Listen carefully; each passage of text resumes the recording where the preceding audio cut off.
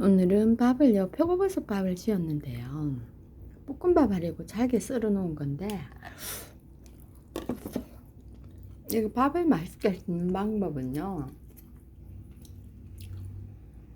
물을 끓여서 쌀에 섞으면 50도가 되잖아요. 쌀량하고 1대1이니까.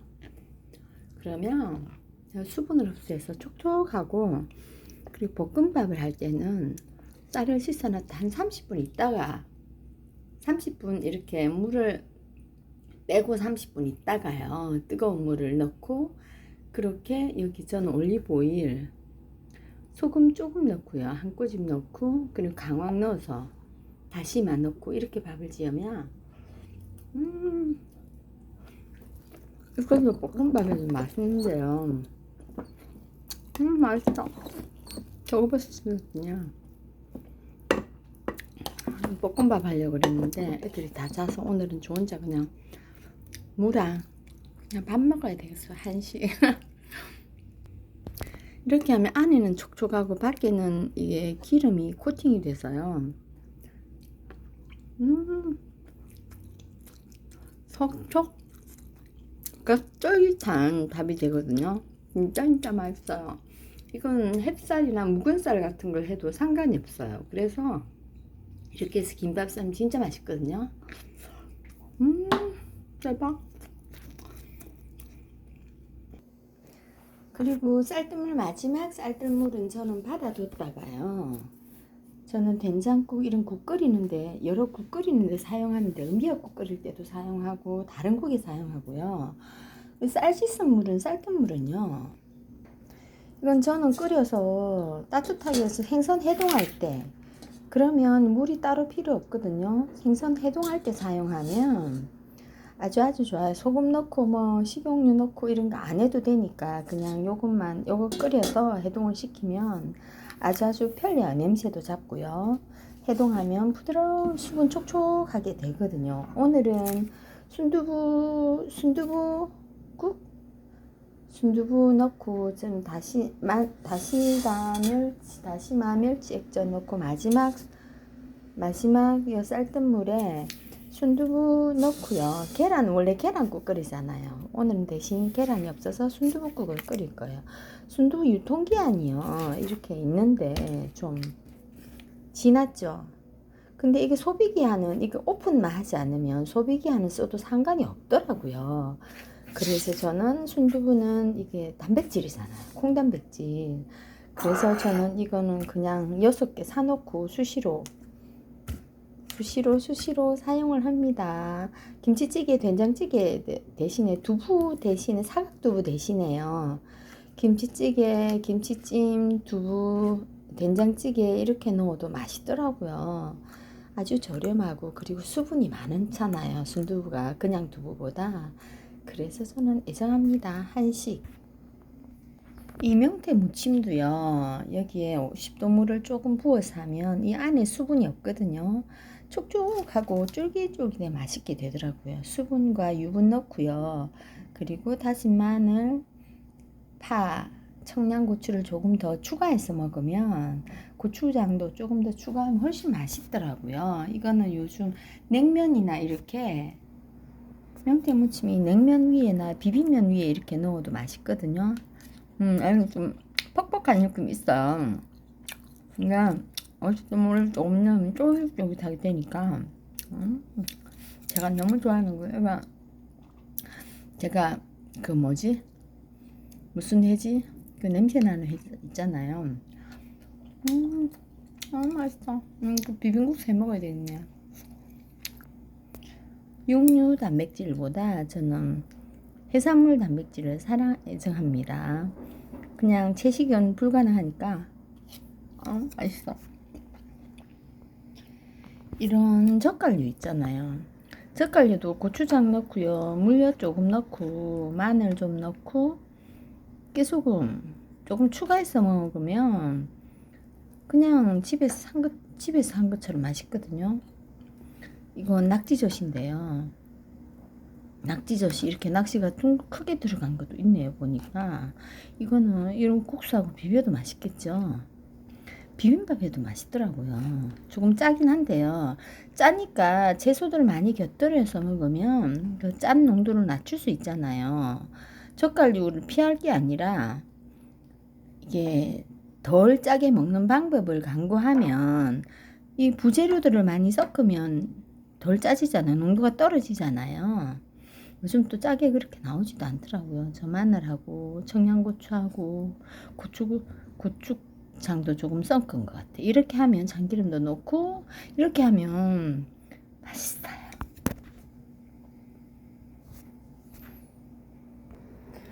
올가리 김치 담을 때요. 이 겉에 게 남으면 이렇게 살짝 데쳐서 물과 함께 냉동을 시켜두면요. 이걸 그건 된장찌개 같은데 이렇게 넣어도 맛있거든요. 안 그러면 이렇게 묻혀서 된장찌개에 저는 많이 이거 놔뒀다가 대부분 국류 그리고 추어탕이나 이런 추어탕 또는 그 뭐지 그 비슷한 육개장 같은데 이 사용하면 아주 활용도가 높아요. 식이섬유질이 배추는 섬유질이 풍부하잖아요. 그래서 짠 거 먹을 때는 채소를 먹으면 얘들이 장에서 12배, 10배 이상 부풀기 때문에 그 염도를 낮춰줘요. 그리고 노폐물과 이런 걸 흡착해서 빠지니까 식이섬유질, 채소가 좋다고 하는 거거든요. 근데 채수분이 없으면 얘들이 부풀 수가 없기 때문에 내가 채수분이 부족한 상태에서 이 섬유질이 많은 채소를 많이 먹는 건 좋은 게 아니에요. 그래서 저는 빵은 건조하기 때문에 제가 가능하면 멀리 하려고 하는 거예요. 나이가 있다 보니 수분이 잃어버릴 확률이 높지 채워질 확률이 없잖아요. 그래서 건조한 음식은 덜 먹자. 그렇기 때문에 저는 이렇게 나물도 이 묵나물은 섬유질이 충분히 다 불려진 거잖아요. 그래서 이렇게 불려진 걸 먹으면 채수분도 덜 뺏기거든요. 그래서 촉촉한 음식을 저는 먹자라는 주의로 생활하다 보니 근육 소실이 근육을 5kg 부족한 걸 회복한 것 같아요. 제가 한식을 애정하는데요. 특히 전통 발효 음식, 김치, 젓갈, 간장 이게 중요한데요. 저는 그 왜 사찰 음식 보면 진짜 국간장, 진간장, 소금 그렇게만 넣어도 맛있잖아요. 다른 거 안 넣어도. 그래서 보니까 저희 친정에서 봐도 진짜 양념류 3-4가지만 딱 넣거든요. 매실에까지. 근데도 맛있어요. 맛있죠? 김치 좀 꼭 먹고요. 그리고 이 김치 국물 남있잖아요. 김치 국물은 여름에 묵사발 있잖아요. 이거 살짝 걸러내버리고 이 국물과 새콤달콤하게 묵사발 넣으면 진짜 맛있거든요. 그래서 김치는 위에 이렇게 공기를 차단을 시켜야 덜 익는 거 아시죠? 딱 적당하게 익은 다음에는 비닐로 이렇게 차단을 시켜줘야 돼. 익히고 싶으면. 그리고 덜 익기를 원한다면 김장 후에도 바로 비닐을 이렇게 덮어서 보관하는 게 그 꿀팁이고요. 저 그럼 묵사발 조만간에 묵사발 한번 만들어 먹어야 되겠네요. 이 쌀뜨물에 해동시킨 고등어고요. 그리고 이것도 마찬가지. 쌀뜨물에 불리면 물을 50도로 끓인 다음에 불리면 이게 묵나물이 부드럽게 불려지거든요. 그렇게 해서 한번 삶아낸 건데요. 맛있어. 이렇게 해서 고구마 줄기. 고구마순 고등어 조림 할 건데요. 생선 단백질이 많잖아요. 그래서 무, 호박, 이렇게 고구마 줄기, 김치 이런 것과 잘 어울리거든요. 섬유질이 풍부한. 그렇게 드시면 단백질은 수분 요구량이 높아요. 그래서 채소가 수분이 많은 채소랑 드셔주셔야 채소분이 덜 뺏기고 소화도 더 유리한, 용이한 그런 상황이 되는 거거든요. 안 줄자. 볶아 먹으면 맛있겠다. 제가 시골에서 껍질째 짜서 말린 건데 진하네요. 껍질째도 전혀 질기지 않아요. 50도 물 중요합니다.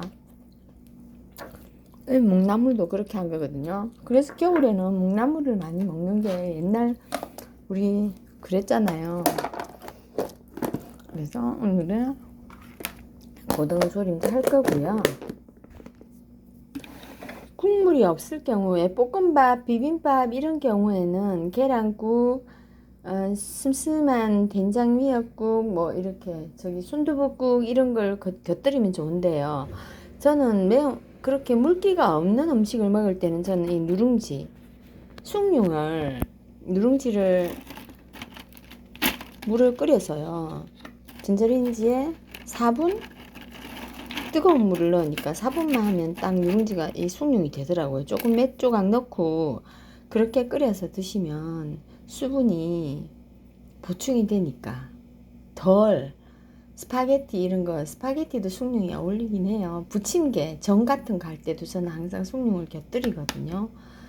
국이 준비 안 됐을 때는 이런 계란 대파국 그런 거 계란만 딱 있으면 단백질이 보충이 되니까 저는 오늘 이렇게 반찬을 요 3가지만 하고 그냥 먹을 거예요. 표고가 들어가 있으면 표고도 단백질이잖아요. 이것도 단백질 있잖아요.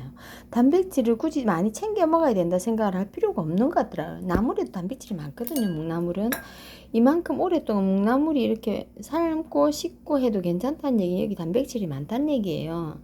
전 진짜 고소해.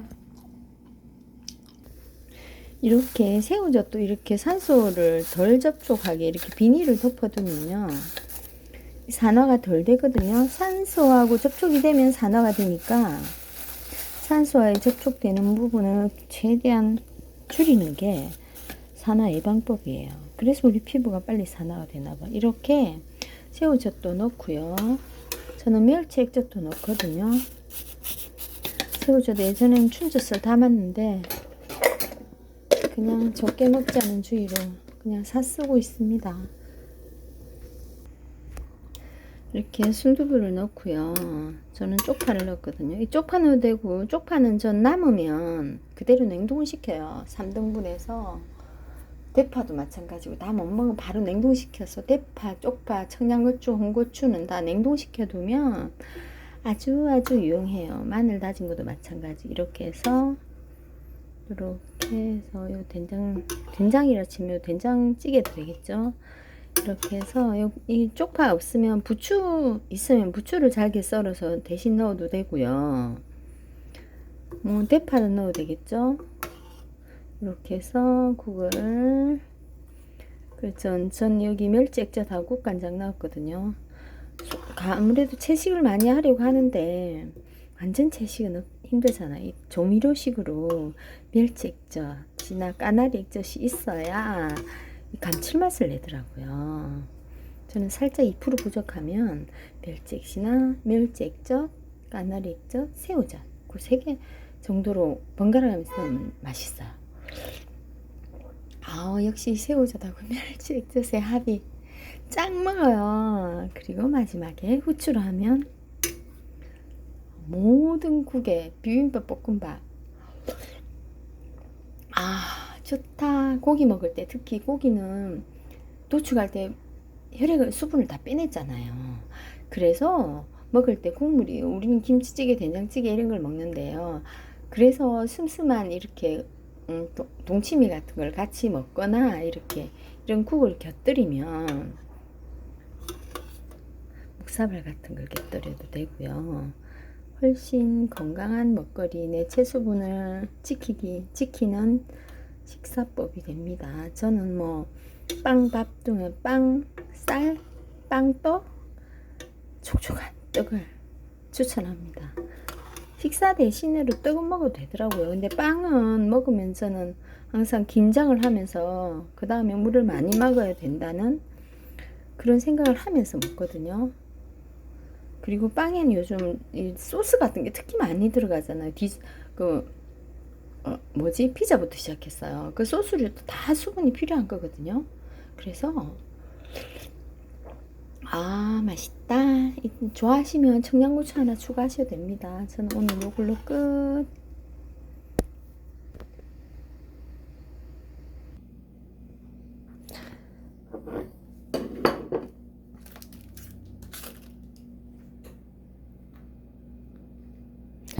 이 남은 순두부는요, 이렇게 해서 이 유리나 스테인리스가 차기 때문에 이게 덜 상하는 그 플라스틱보다 덜 상해요.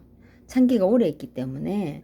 그러니까 안 되면 냉동시켜도 어차피 국 끓일 거 다 퍼지니까 냉동시켜도 되거든요. 상관이 없어요. 두부도 일반 두부는 식초를 조금 넣어두면, 식초를 넣어서 두면 수시로 정기적으로 물을 바꿔주면 한 달 정도 절대 뭐 상하지 않더라고요.